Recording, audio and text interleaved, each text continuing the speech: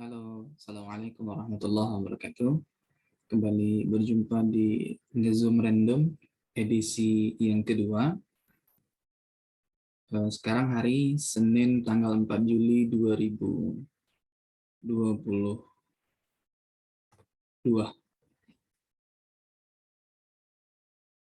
Sudah ada yang join satu orang, Aldi Mei Riawan.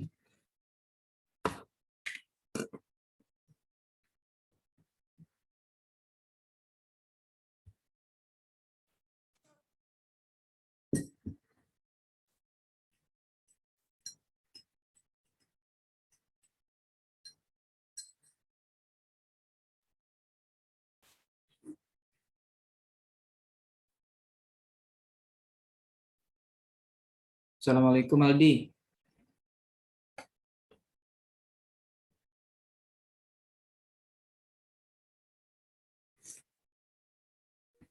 Ya, Waalaikumsalam, Ustaz. Di mana posisi sekarang? Sekarang di Sengajering, di Tadu. Boleh tahu. Udah mulai masuk Ya. kuliah? Ya, Alhamdulillah baru minggu ini mulai masuk, Ustaz. Baru hari Senin ini ya? Ya, minggu lalu juga sempat, tapi belum full itu. Oh, berarti udah mulai masuk dari pekan-pekan sebelumnya, cuma baru mulai berusaha untuk full yang pekan ini ya. Ya, Tidak ada masalah kan kalau untuk mata kuliah dengan dosen-dosen yang lain?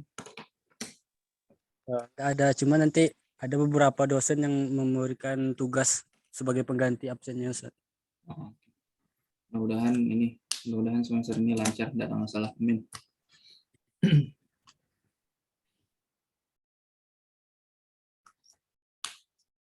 Oke, kita masih tunggu untuk beberapa menit ke depan ya, sekitar 2 menit atau 3 menit lagi.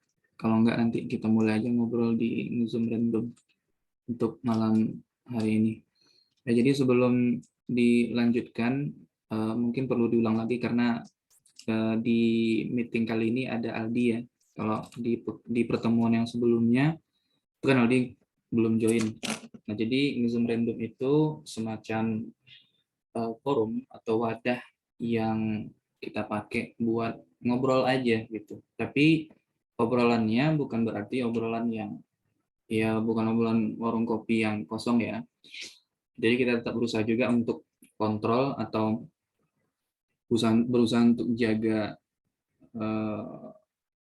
jaga pembicaraan. Jadi tetap di hal-hal yang insya Allah bermanfaat gitu. Insya Allah. Yang bermanfaat atau enggaknya sih kembali kan nanti di simpulan terakhir dari apa yang kita obrolin gitu. Jadi udah ada satu orang yang masuk. Itu siapa tuh? Tria kenal nggak? Temannya Tria tadi. Oke.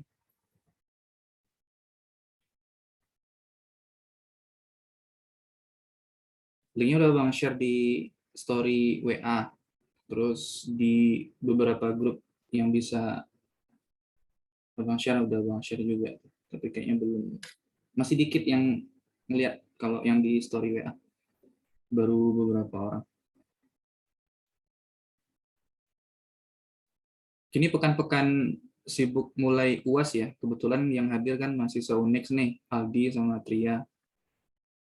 Minggu-minggu sibuk untuk persiapan ujian akhir semester, dan pekan ini kayaknya memang habis-habisan dosen ngabisin waktu yang ada untuk menuntaskan mata kuliah. Iya nggak sih? Dan kemarin sempat pekan sebelumnya tuh ada obrolan dengan salah satu mahasiswa. Cukup banyak sebenarnya mahasiswa itu masih pengen libur katanya. Maksudnya eh, nggak mau dipadet-padetin jadwalnya gitu. Sedangkan untuk ujian akhir semester kan tinggal lebih kurang 1 pekan lagi nih, hari Senin tanggal 11 Juli udah mulai ujian gitu.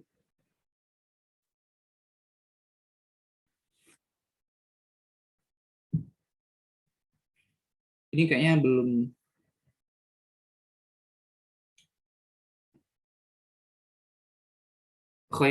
Zul Khairi chat abang privat, bang nak gabung tidur. tapi badan kurang sehat. Begini Bu Iri.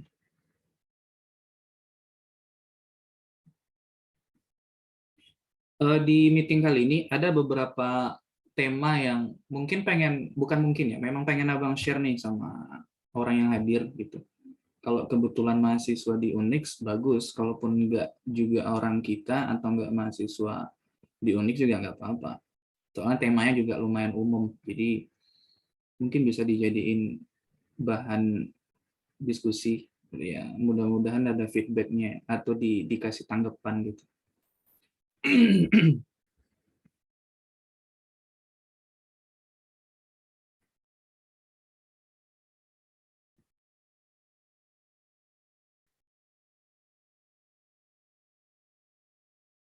Yang agak sulitnya kalau seandainya peserta di meetingnya dikit kayak gini, ini kayak awkward gitu ya, agak canggung jadinya kan karena yang hadir cuma sedikit.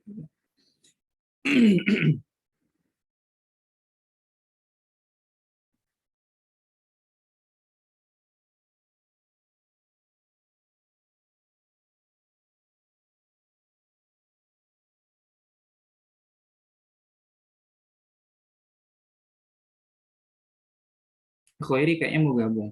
Zulkhairi. Kalau Zulkhairi gabung, eh, kita mulai aja buat ngobrolnya. Tadi udah punya bahan? Enggak. Oh tidak. Aldi kalau ada bahan, kalau ada yang pengen diobrolin atau yang pengen dibahas di forumnya boleh juga di share. Karena memang nggak terikat ini sih. Bahasannya mau serius boleh, mau bercandaan boleh. Gitu. Intinya apa yang pengen disampaikan, yang kira-kira orang menurut Aldi harus tahu gitu. Boleh juga di share di sini.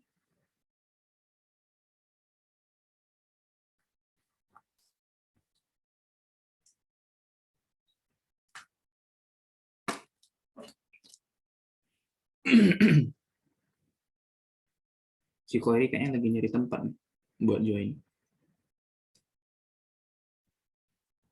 Ini kalau seandainya cuma kita bertiga, kayaknya bakal bahas yang serius sih. Daripada yang banyak bercandanya kayaknya.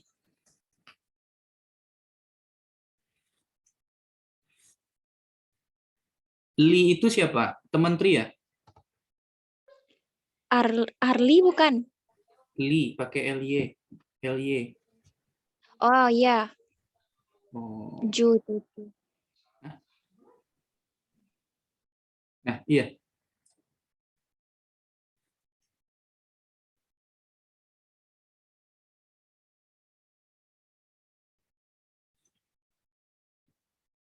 Ini masih nunggu si Koi nih, jadi apa enggak dia masuk?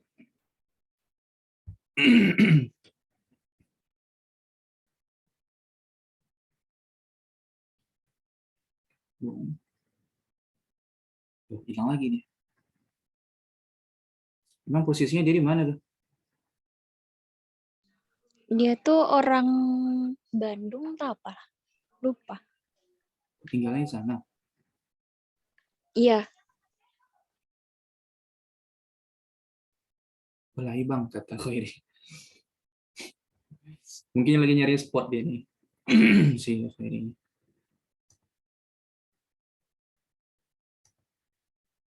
Oke, sebelum ini sambil nunggu Khairi join ya, kayaknya memang yang bakal gabung cuma sedikit dan kayaknya kita aja sih yang bakal join di meetingnya. Untuk malam hari ini kalau dari abang ya, nanti mungkin kalau seandainya pembahasan kita nggak cukup selesai satu sesi bisa dilanjutkan gitu.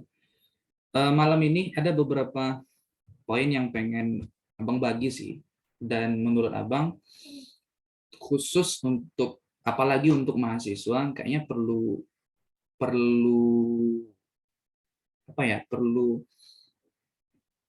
aware dengan itu gitu, dengan topik yang mau bang bahas ini. Oke. Query demam. Iya, pusing. Oh. Oke. Ini musim-musim ini ya, musim-musim pancaroba dalam artian cuaca kadang dingin, kadang hujan, kadang panas, pagi mendung, nanti siangnya badontiang kalau kata orang kampung panasnya. Terus sore kadang hujan, kadang ini. Jadi jaga kesehatan ya, apalagi kan mau UAS nih. Oke, untuk malam hari ini di Zoom meeting, di Zoom random, Abang dulu yang mulai atau Abang dulu yang mulai ya. Eh, Topik pertama yang pengen abang bahas, yang pengen abang bagi, abang lebih cenderung pengen berbagi sih, menggunakan kata berbagi daripada pengen abang bahas gitu. Jadi gini, sekitar tahun 2016 waktu abang semester 3 dulu itu di kampus di Fakultas Tarbiyah ada majalah dinding. Dulu sempat ada majalah dinding di kampus.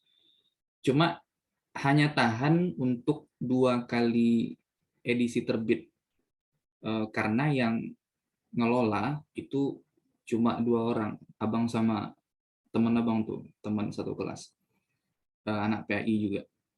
Padahal kalau di strukturnya itu ada anak fakultas tarbiyah 2 prodi itu gabung, ada anak kimia sama ada anak PAI juga, tapi yang akhirnya bisa benar-benar concern untuk ngejalanin itu hanya 2 orang gitu. Dan berat, walaupun hanya majalah dinding ya, karena nggak mungkin materi atau artikel atau konten majalah dinding untuk setingkat mahasiswa yang kita bahas sama dengan mading di SMP atau SD kan gitu, atau bahkan dengan mading anak SMA, tentu dibikin berbeda, bobotnya jauh lebih berat gitu. Nah, jadi itu rencananya di edisi kedua itu mau diterbitin artikel tentang karena kebetulan dengan peringatan Hari Pendidikan Nasional tanggal 2 Mei 2016 waktu itu. Jadi 1 bulan sebelum bulan Mei itu abang udah ngumpulin materi, bahan. Salah satu yang pengen dibahas itu adalah tema umumnya adalah mencontek. Ya, karena kebetulan juga setelah itu kan mau ujian akhir semester gitu. Jadi tema mencontek ini abang angkat buat dijadiin tulisan. Itu pertama karena memang menurut abang ya sampai hari ini dengan semua survei abal-abal yang abang lakukan, bahwasanya permasalahan fundamental di pendidikan itu orang sering bilang ada di guru, orang sering bilang ada di siswa, orang sering bilang ada di sarana prasarana. Ketika COVID 2020 awal, orang bilang masalah pendidikan kita itu di fasilitas, gitu kan. Cuma sebenarnya permasalahan pendidikan kita itu bukan di sana, karena kalau yang sifatnya alat atau yang sifatnya komponen dinamis, dia bisa di-set, bisa disesuaikan atau di-adjustment, dilakukan penyesuaian supaya nanti cocok aja dengan sistem yang ada di satu tempat. Jadi misalnya kalau nggak bisa daring, kita kan masih bisa tatap muka untuk di lingkungan masyarakat yang di pedesaan, karena mereka nggak kontak mereka dengan antar sesama manusia itu nggak seketat ataupun nggak seramai yang ada di perkotaan, sehingga penularan COVID kan bisa ditekan. Jadi nggak semengerikan yang ada di kota-kota besar juga, gitu. Permasalahan dalam dunia pendidikan kita itu dalam pengamatan abang sampai hari ini adalah nyontek. Nyontek itu sampai abang bikin sebuah quotes ya, sebuah quotes dalam bahasa Inggris waktu itu. Cheating is cheating, it looks like a cancer. Dia tuh terlihat seperti kanker. Jadi kalau kanker itu kan awalnya dia kan tumor itu kan dia jinak, dia belum nyerang apa-apa. Tapi ketika dia dibiarin tumbuh, akhirnya dia bakal ngancem nyawa seseorang. Kalau seandainya nggak diobatin dari awal, nggak dibersihkan dari awal, dia akan ngancurin atau ngerusak tubuh, bakal ngancurin sistem yang lebih besar daripada. Jadi dia makin besar. Nah, seperti itu nyontek menurut abang. Dalam dunia pendidikan kita sampai hari ini kita selalu kita berusaha untuk fokus di persoalan-persoalan toleransi, kemudian di persoalan apalagi namanya tuh berakhlak mulia kepada tetangga, kepada sesama teman. Tapi kita lupa untuk enggak menekankan dan ngajarin anak-anak untuk nggak nyontek, ya. Karena dengan nyontek bahaya terbesarnya adalah dua. Yang pertama, ketika mereka dewasa, ketika mereka udah kerja, kompetensi mereka minim, mereka nggak punya kemampuan yang memadai karena ujiannya nyontek, bikin tugas copy paste, sehingga isi kepalanya dan kompetensinya nggak ada. Jadi menurut abang lebih bagus kita jujur aja, dalam artian belajar aja benar-benar seberapa kemampuan kita, itu bakal bikin kita jauh lebih bernilai dan lebih positif aja. Nanti abang ceritain apa bentuk-bentuk positifnya. Itu yang pertama. Sehingga ketika nanti ada yang jadi polisi, mohon maaf ya, ini bukan karena profesinya, tapi lebih ke alternatif-alternatif yang akan terjadi. Kalau mereka jadi polisi, kalau mereka cuma bisa nyontek, ya mereka akan jadi polisi yang bisanya ngakalin sistem. Contohnya, ketika mereka nanti jadi guru, mereka jadi guru yang sering bolos, nggak bisa bikin RPP, yang masuk kelas cuma ngasih tugas, karena mereka nggak punya apa-apa selain ngakalin sistem. Ketika mereka nanti jadi pejabat, juga sama. Mereka cuma bisa bohong, mereka cuma bisa curang, mereka cuma bisa nipu. Karena yang mereka kuasai selama bertahun-tahun di sekolah itu bukan materi pembelajarannya, tapi kemampuan untuk berbuat curangnya. Itu yang pertama. Yang kedua, bahaya yang ditimbulkan adalah komunitas sosial kita akan terbentuk punya pikiran, punya konsep white lies. White lies itu kan dalam bahasa Inggris kalau kita terjemahkan secara kata per kata, kebohongan putih kan.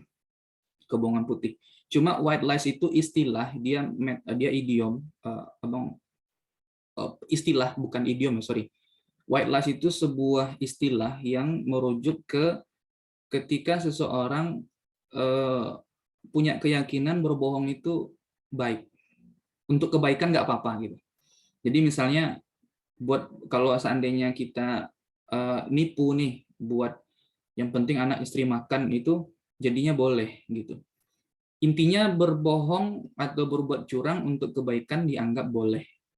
Nah, itu istilah yang muncul. Nah, ini takutnya kalau menyontek jadi kebiasaan, jadi hal yang lumrah dipandang oleh guru dan nggak diberikan sanksi yang berat. Sanksi yang berat dalam konteks nggak cuma sekedar dirobek kertas ujiannya, tapi juga nggak diluluskan untuk mata pelajaran atau mata kuliah tertentu, akan muncul sikap seperti itu. Akan muncul sikap seperti itu dan kebentuk jadi pola pikir, dan itu bertahun-tahun akan jadi kebiasaan kita yang pada akhirnya ngebentuk pola pikir kita, boleh kok bohong, boleh kok curang untuk kebaikan. Ini bahaya benar. Kalau seandainya mereka jadi pejabat, wah ini bahaya benar. Kalau jadi kepala keluarga, ngeri juga. Kalau jadi pokoknya dia pemimpin atau jadi megang satu amanah, ini ngeri nih kalau orang yang seperti ini. Dan waktu itu karena sampai ke sana pikirannya, pengen bikin artikel yang mewawancarai beberapa teman-teman dan alumni SMA Abang yang mereka kerja dan kuliah di luar negeri waktu itu. Salah satunya adalah Nofri Suhermi. Jadi boleh kalian cek nanti kalau ada yang meragukan, masa iya sih Bang Nanda wawancari mereka? Ada, boleh dicek IG-nya atau di Facebook-nya Nofri Suhermi. NOVRI SUHERMI. Nofri Suhermi ini kebetulan juga sepupu Abang, sepupu dari pihak ayah, dari pihak papa. Jadi ayahnya Nopri ini adik papa kandung. Jadi Abang sama Nopri sepupuan, keluarga dekat juga. Nah, si Nofri ini S1, kuliah S1-nya di ITS, di Institut Teknologi 10 November di Surabaya, kemudian S2-nya dia lanjutnya ke Perancis. Nah, waktu itu dia lagi kuliah di Perancis S2. Nah, Abang tanya waktu itu, salah satu pertanyaan Abang adalah, gimana sih sistem perkuliahan di sana, dalam artian orang masih bisa nyontek nggak? Dan gimana sikap-sikap orang di sana dengan nyontek gitu? Apakah mereka ngelakuin juga atau gimana? Terus jawaban Nofri adalah kalau soal nyontek sih tetap ada, kata dia. 1-2 pasti ada, tapi konsekuensi yang bakal mereka terima ketika ketahuan nyontek luar biasa. Walaupun nyonteknya cuma di satu mata kuliah, dia bilang akan tidak diluluskan untuk semua mata kuliah di semester itu. Itu saking dihargainya kompetensi kita, usaha kita, kerja keras kita, dan kejujuran kita untuk belajar itu di kuliah. Catatan dia kuliahnya, abang nggak tahu bener apa nggak cara melafalkan nama universitasnya, cuma dari dokumentasi yang abang tulis waktu wawancara dengan dia via Facebook waktu itu, nama universitasnya Université Paris Diderot. Université Paris Diderot. Dia kuliah di sana bidang statistika. Nah, waktu itu selain menjawab pertanyaan yang disebutkan tadi, berarti pertama nyontek ke sana benar-benar nggak dihargain dan benar-benar akan jadi hal yang sangat memalukan dan resikonya berat buat mahasiswa yang kuliah gitu. Itu yang pertama. Jadi poin yang kita ambil, orang luar negeri di luar, orang kalau bahasa agak radikalnya sih, orang kafir aja nggak nyontek. Nah, ini justru sebaliknya di universitas Islam, bahkan di program studi pendidikan agama Islamnya nyontek ujiannya. Bikin makalahnya copy paste. Abang kok kasar gitu, Bang? Kenapa Abang buka aib? Menurut Abang, aib harus dibuka kalau kita memang pengen melakukan, pengen nge-cure, pengen nyembuhin gitu. Terkhusus di program studi PAI ya, agak cabul aja sih menurut Abang ketika kita sebagai mahasiswa dididik buat jadi guru, dididik dengan kode etik guru, dididik dengan harus punya kompetensi pedagogik, kepribadian, sosial, profesional. Tapi ujiannya nyontek gitu, kan lucu aja gitu. Agak cabul. Selain juga karena masalah kompetensinya. Jadi mahasiswa yang nyontek memang khawatirnya nggak bisa ngapa-ngapain nanti. Jadi lebih baik jujur, lebih baik berusaha untuk mengupgrade diri dengan cara yang dihalalkan oleh syariat. Nah, dalam hal ini nggak bohong ya, tidak berbohong, tidak nipu. Yang nanti efeknya adalah kita bisa menempatkan diri kita di mana kemampuan kita yang sebenarnya. Dalam artian kalau memang kita nggak bisa megang posisi yang ada di sini, ya udah kita karena kompetensi kita di sini, ya di sini aja gitu. Dan itu bakal bikin kita jadi orang yang optimal dalam bersumbangsi, optimal dalam menuntaskan pekerjaan, optimal akan berperan di situ. Jadi orang saking pengennya duduk di posisi ini, tapi dia cuma ada di sini kompetensinya, akhirnya dia nipu dengan nilainya, dengan IPK-nya, dia ada di posisi ini, dan dia ngerasa hebat, dan dia ngerasa bakal ngelakuin hal-hal hebat. Enggak, justru itu bakal pelan-pelan dan di ujung-ujungnya bakal ngejatuhin dia lebih keras gitu. Karena sebenarnya dia nggak bisa bertahan ada di posisi ini sebenarnya. Nah, kalian rasanya paham lah apa yang Bang maksudkan tentang contoh-contoh yang Bang sebutkan tadi. Itu pertama. Kemudian yang kedua, ini jadi hal yang hot kayaknya kalau mau kita bahas di sini gitu. Kebetulan suasananya terjadi juga di kampus kita. Nah, ini Abang merhatiin nih, soalnya dari zaman Abang dulu sampai hari ini nggak berubah, yaitu kalau udah 2 minggu mau UAS, baru tuh dosen-dosen yang nggak pernah masuk, dia akan nyari jam nyelip yang bakal bikin kalian kuliah itu kayak kerbau yang disuruh narik bajak dari pagi sampai sore gitu. Melelahkan. Mungkin kalau Aldi mungkin karena yang kemarin belum sempat ini kan, belum tatap muka, belum ngejalanin yang jalanin teman-teman nih. Ya, Tria sama Zulkhairi, salah satu silakan konfirmasi benar apa tidak yang Abang sampaikan. Siapa nih? Khairi atau Tria? Gak ada yang mau ngomong nih. Bener.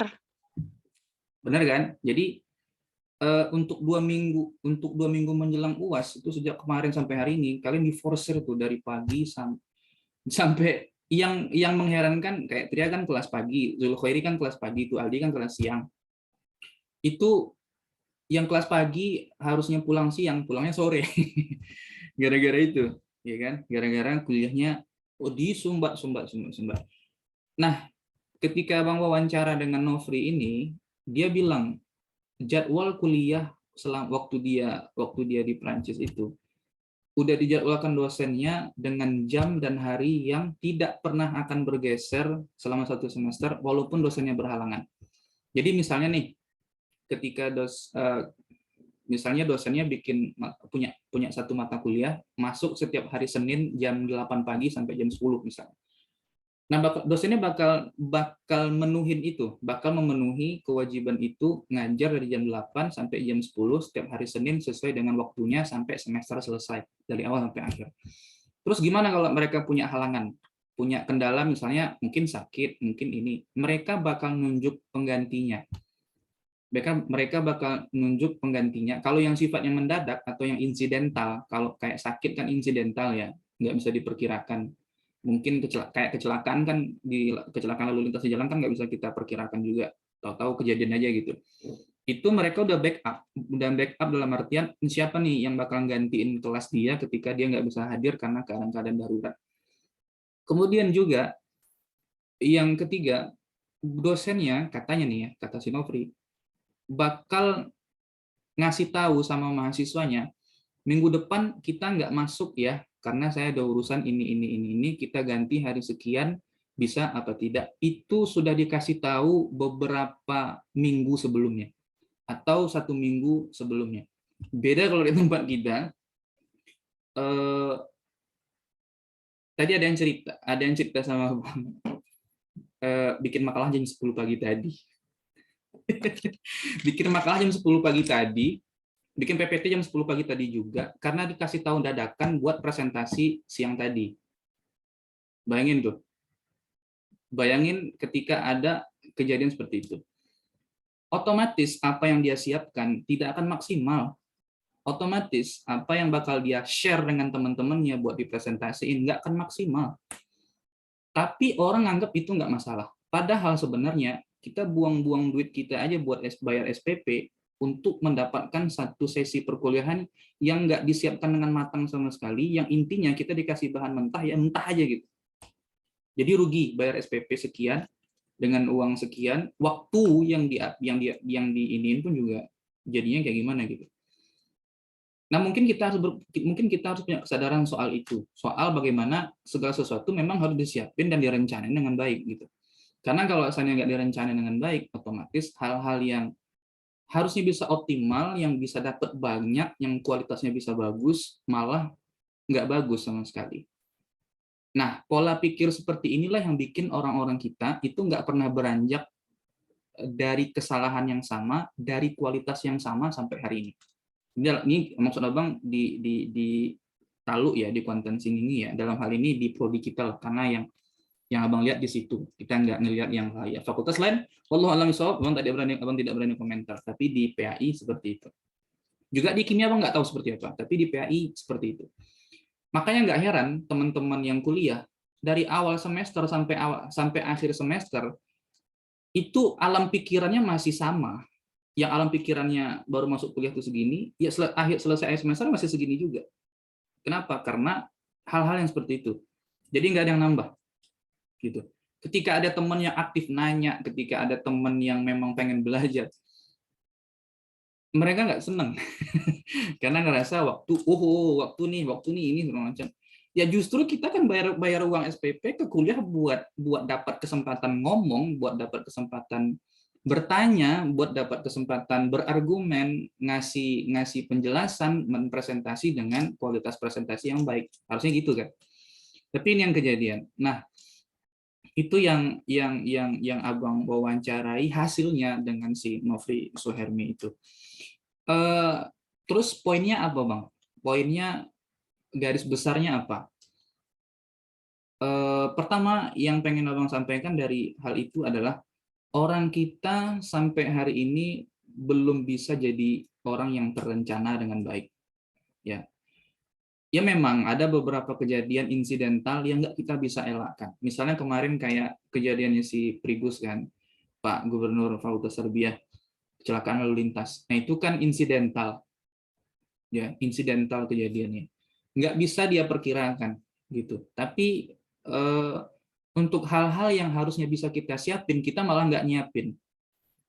Dikasih tugas oleh dosen, dibagi kelompok oleh dosen bikin makalah, itu kan di awal semester dong, ya kan? Di awal semester harusnya bisa disiapin, harusnya bisa dimaksimalkan dari awal. Jadi udah direncanain tuh timelinenya gimana. Tanggal berapa harus selesai makalahnya, tanggal berapa harus selesai di print, tanggal berapa harus selesai dipresentasiin, atau tanggal berapa PPT-nya dibikin, dan tanggal berapa mau didiskusin dengan teman-teman. Tapi kita nggak punya cara seperti itu. Dan kalaupun ada 1 orang, 2 orang, teman-teman yang nggak ngedukung, nggak nge-support, jadinya tuh kayak Batman. Batman itu punya tagline I work alone. Dia kerja sendirian, karena yang dia percaya cuma Jim Gordon sama Alfred Pennyworth. Jadi yang satu circle sama dia tuh nggak banyak orangnya gitu. Sehingga untuk apa-apa dia gendong orang rame-rame gitu. Dan ini nggak bagus, ini nggak sehat buat kitanya. Yang pada akhirnya mau nggak mau kita harus nyari orang yang satu circle sama kita ngumpul sama orang yang satu circle dengan itu. Jadi orang-orang kita sampai hari ini masih belum jadi orang yang terencana. Dan orang yang tidak terencana itu ya, orang yang tidak bisa menghargai waktu. Benar apa tidak? Orang yang tidak terencana itu orang yang nggak bisa menghargai waktu, terutama waktu orang lain. Terutama waktu orang lain. Ya. Kenapa abang bahas soal itu? Kenapa abang kok bisa menyimpulkan seperti itu? Ketika yang harusnya presentasi itu bukan kalian hari itu, ini kalau contohnya kita bawa di kampus ya, dalam aktivitas perkuliahan kalian ya, yang harusnya bukan kalian presentasi hari itu, gara-gara mereka nggak bisa ngehargain waktu yang kayak begitu, kadang kita jadi korban. Harus presentasi, selesai ini selesai. Bener nggak? Gara-gara dosennya di awal-awal kuliah jarang masuk. Di awal-awal kuliah nggak masuk-masuk. Terus di akhir semester dia ngegas, yang harusnya menurut jadwal itu kalian belum nampil, kalian dipaksa buat nampil karena buat ngejar berita acara dia supaya penuh di akhir semester. Itu kan jahat ya. Berarti mereka nggak menghargai waktu kita. Jadi orang yang nggak punya rencana, orang yang tidak bisa berencana, itu orang yang tidak bisa menghargai waktu orang lain. Dan itu jahat loh. Jahat bener kalau menurut abang ya. Dan salah satu yang abang rasakan sendiri juga di kegiatan pembekalan atau keagamaan atau di English Club. Udah 3 minggu ini jadwal kita jadi berantakan. Bener nggak tuh? Zulkhairi, Tria, Aldi jadi korban gara-gara ketidakpedulian dan ketidakmampuan mereka, beliau-beliau menghargai waktu yang udah disediain buat mereka, buat menunaikan kewajiban mereka, sehingga yang terdampak itu ke kegiatan-kegiatan lain. Ya kan? Nah itu abang ngerasain tuh. Gimana di pekan-pekan ini abang tuh kayak pengangguran, satu. Kemudian yang kedua itu kayak bola pingpong. Baru ngecek, bang siang ini bisa nggak, bang sore ini bisa nggak, ini bisa nggak. Tadi itu ada satu kelas yang chat abang, mahasiswanya, abang kapan aja waktu kosong minggu ini. Ya kalau mau abang bilang, abang nggak punya waktu kosong kalau udah di minggu ini, karena abang udah bikin jadwal kegiatan minggu itu tuh minggu sebelumnya. Itu hari minggu ini mau ngapain, itu udah abang rencanain dari minggu sebelumnya. Jadi eksekusinya enak. Yang kita eksekusi itu maksimal gitu. Jadi kita bisa ngeluarin sesuatu itu dengan maksimal. Kerjanya maksimal gitu. Ini akhirnya jadi korban kayak gitu. Ada yang pada akhirnya harusnya beberapa materi kita pelajari tuntas di EC dan di pengagaman, nggak tuntas di semester ini, nggak sampai target gara-gara itu. Itu baru dari segi abangnya, dari segi kaliannya. Abang nggak tahu nih, apakah mahasiswa selama ini dia ngerasa jadi korban dari ketidakmampuan beliau-beliau dalam berencana ataupun mau menunaikan rencana sesuai dengan tanggung jawabnya. Dan apakah kalian kemarin itu udah ngerasa jadi korban karena kalian nggak dihargain waktunya, atau abang nggak tahu. Tapi kalau malam ini abang pengen ngasih tahu sama kalian, jahat yang seperti itu. Beliau-beliau jadinya jahat karena seperti itu. Kecuali yang faktor-faktor insidental ya, misalnya mungkin ada yang sakit, mungkin ada yang ini, itu lain lagi ceritanya. Tapi kan Ada beberapa hal yang sebenarnya harusnya mereka bisa kerjain sesuai tepat waktu, tapi nggak mereka kerjain tepat waktu, yang jadi korban itu kalian. Gitu. Dan orang lain, dan merembet ke orang lain. Ini korbannya kalian terus ngerembet ke abang, nanti ngerembet sama yang lain, ngerembet sama yang ada hubungannya sama abang. Bener nggak? Jadi kayak efek berantai gitu. Ya itu nggak bagus. Gitu. Itu yang pertama. Jadi orang yang tidak punya rencana atau tidak mampu berencana itu adalah salah satu orang yang tidak mampu menghargai waktu orang lain. Itu yang pengen Abang sampaikan. Kemudian yang berikutnya, orang yang tidak punya rencana itu dan tidak mampu menunaikan rencana dengan baik adalah mereka yang tidak menghargai proses. Sedangkan untuk tumbuh kita butuh proses. Untuk bisa menguasai sesuatu kita butuh proses. Dan proses itu butuh waktu. Jadi dia bolak-baliknya di situ aja. Jadi mereka nggak punya rencana, artinya mereka nggak menghargai waktu. Mereka nggak menghargai waktu, berarti mereka nggak menghargai proses yang sedang kalian jalani. Nggak bisa menghargai proses, artinya karena mereka nggak bisa menghargai waktu. Jadi muternya di situ aja. Siklusnya di situ aja. Kok bisa ke situ Bang kesimpulannya? Sekarang gini, buat menguasain satu kompetensi, kalian butuh waktu buat belajar, buat baca, buat menganalisis, buat mempraktekkan sesuatu. Nggak bisa buru-buru. Tapi karena yang di awal-awal semester dia nggak masuk-masuk, terus tiba-tiba di akhir semester ngebom, presentasi 4 kelompok, presentasi 3 kelompok, satu pertemuan, ya otomatis orang bakal nyiapin materinya apa adanya aja. Kemudian yang kedua, bakal mempresentasikan ya apa adanya aja gitu. Kalau nggak mau dibilang ngasal bikin ya. Karena toh juga nggak bakal diperhatiin kan. Sehingga menguasai satu topik, satu tema makalah itu nggak mendalam, ya kan? Sedangkan kalian pengen jadi orang yang bertumbuh, kalian pengen jadi orang yang nguasain benar-benar satu kompetensi, pengen nguasain satu keilmuan.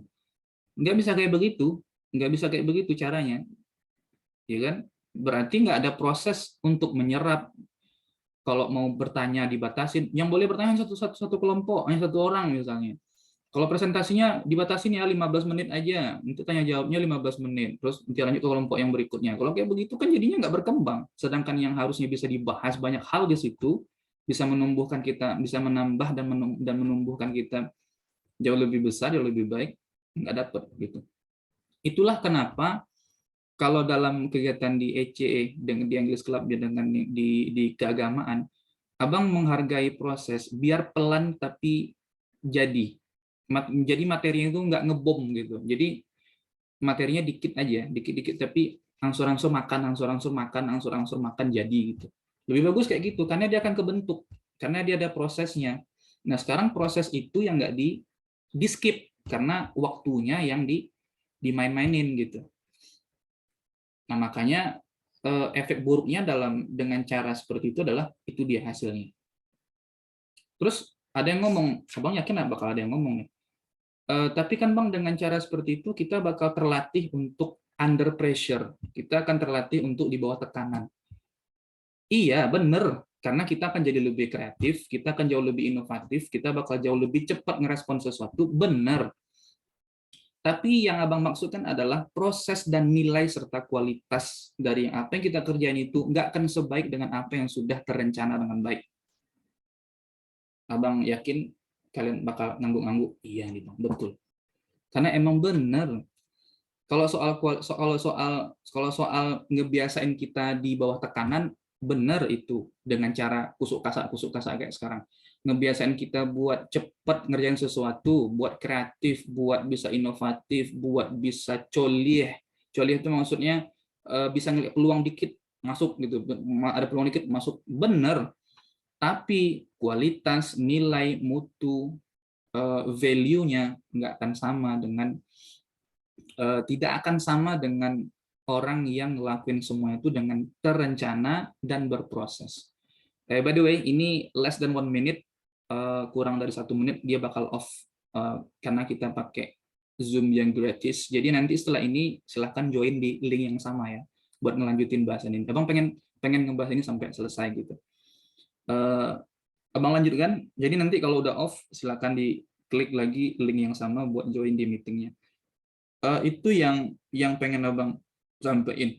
Kemudian di sisi yang lain, abang juga menemukan bahwasanya mahasiswa itu, abang bilang omongannya itu selalu bilang begini, selalu bilang kalau hari libur tuh dipakai buat liburan.